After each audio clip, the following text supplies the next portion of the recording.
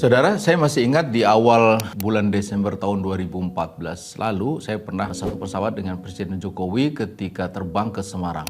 Lebih istimewa lagi ketika itu saya duduk kelas bisnis. Ya bukan apa-apa saudara, karena pada waktu itu kelas ekonomi fully book. Nah sedang Presiden justru duduk di kelas ekonomi di deretan paling belakang. Presiden beserta rombongan yang tidak seberapa banyak masuk ke dalam pesawat dari Terminal 2F Bandara Soekarno-Hatta paling akhir. Tentu saja ia harus melewati tempat di mana saya duduk, terus berjalan beriring ke bagian belakang. Nah ketika itu ada penjelasan resmi yang diberikan oleh Sekretaris Kabinet Andi Wijayanto bahwa dengan terbang menggunakan pesawat komersial kelas ekonomi untuk satu titik kunjungan ke Semarang, Presiden bisa menghemat hingga 120 juta. Jika menggunakan pesawat kepresidenan dengan kapasitas penuh, maka negara harus membayar 160 sampai 170 juta. Sedang dengan pesawat kelas ekonomi hanya diperlukan biaya 40 juta saja. Dan dengan kebijakan seperti itu, di awal-awal kepemimpinan Jokowi pada tahun 2014, baru 2 pekan berjalan saja, kabinet yang dipimpin oleh Presiden Jokowi disebut telah berhasil melakukan penghematan anggaran negara, anggaran perjalanan dinas, rapat, dan sisinya itu hingga mencapai total 1 triliun rupiah. Nah, kala itu banyak pihak yang mengapresiasi karena penghematan seperti itu pastilah berkonotasi baik. Tapi saudara, benarkah penghematan cara seperti itu penting untuk dilakukan? Tidak adakah penghematan cara lain yang lebih esensial atau lebih penting? Nah saudara, saya kira kita harus mengatakan bahwa penghematan semacam itu adalah penghematan ala rumah tangga yang meski jumlah dana yang dihemat tampak besar, tapi sesungguhnya ada bentuk penghematan yang jauh lebih penting, dan tentu saja jika itu dilakukan, dana yang bakal diselamatkan akan jauh lebih besar. Penghematan ala apa itu atau cara apa itu?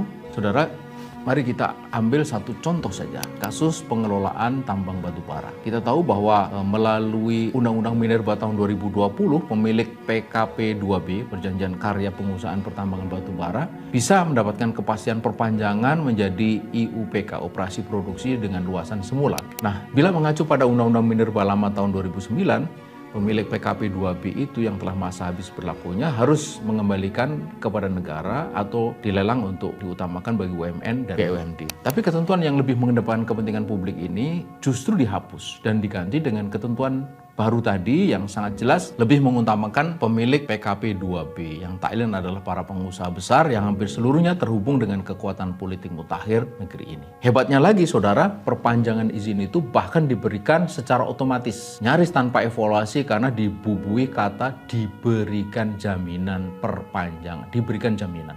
Perpanjangan 2 kali 10 dengan opsi 2 kali 10 lagi, 10 tahun lagi. Jadi praktis bisa sampai 40 tahun. Sementara pada aturan sebelumnya itu hanya digunakan diksi dapat diperpanjang. Artinya bisa diperpanjang, bisa juga tidak. Nah, ketentuan baru ini tentu saja sangat aneh. Bagaimana bisa DPR yang hakikatnya adalah wakil rakyat justru bertindak merugikan rakyat yang diwakilinya itu? Padahal potensi tambang batu bara yang dikuasai oleh 7 pemilik PKP 2B itu luasnya mencapai hampir 180.000 hektar.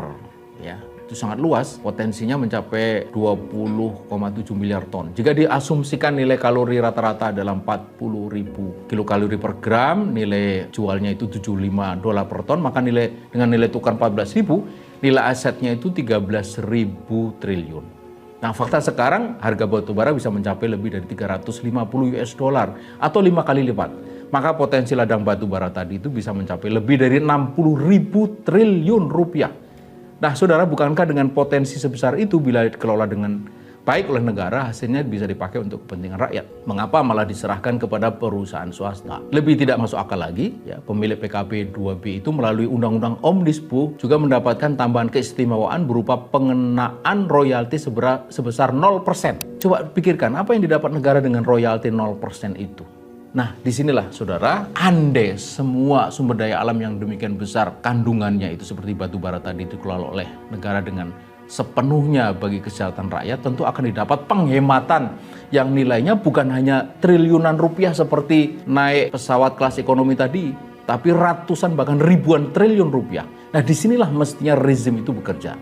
Bukan dengan bergaya naik pesawat biasa supaya berhemat ratusan juta, itu pun hanya sesaat.